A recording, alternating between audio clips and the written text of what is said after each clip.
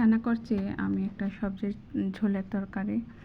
তো এখানে কিন্তু আমি কাটা পেঁয়াজটা আজকে ব্যবহার করেছি। কাটা পেঁয়াজ দিয়ে দিয়েছিলাম, দিয়ে আমি লাল করে ভেজে তারপরে একটু পানি দিয়ে দিয়েছি। তারপরে এখানে আমি দিয়েছি লবণ, মরিচের গুঁড়ো, ধনিয়ার গুঁড়ো, আর দিয়েছি আমি হলুদের গুঁড়ো।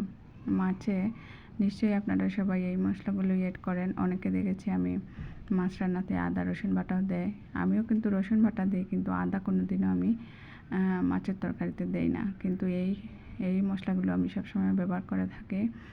তো এখানে কিন্তু আমি আজকে রান্না করছি ঝিঙে আর কাঁঠাল বিচির একটা সবজি।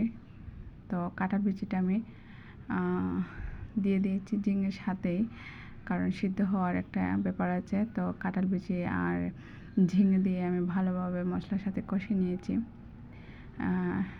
এখানে নাড়াচাড়া করে আমি কষিয়ে নিয়ে পানি দিয়ে দিয়েছি। ঝোলের জন্য আমি পানি দিয়েছি, আর যতটুকু সিদ্ধ হওয়া লাগবে ততটুকু পানি দিয়েছি। পানি দিয়ে এখানে কিন্তু আমার সবজিটা সিদ্ধ হয়ে গিয়েছে। তো এ পর্যায়ে কিন্তু আমি আমার মাছটা আমি অ্যাড করব। প্রথমে একটু নেড়ে চেড়ে দিচ্ছি, নেড়ে চেড়ে কিন্তু মাছগুলো আমি অ্যাড করে দিয়েছি। মাছ অ্যাড করে এখন আমি আবারও ভালোভাবে নেড়ে চেড়ে দিব।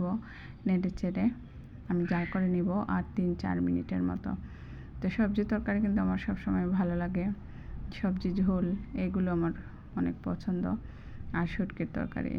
তো সবজি রান্না করলে আমি সবসময় চেষ্টা করি যেন একটু ঝোল ঝোল থাকে, ঝোলটা খেতেই আমার ভালো লাগে।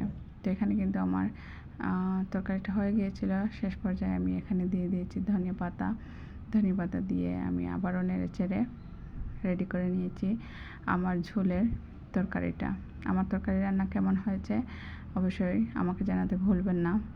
সবাই ভালো থাকবেন, সুস্থ থাকবেন, আর আশা করছি আমার সাথে থাকবেন।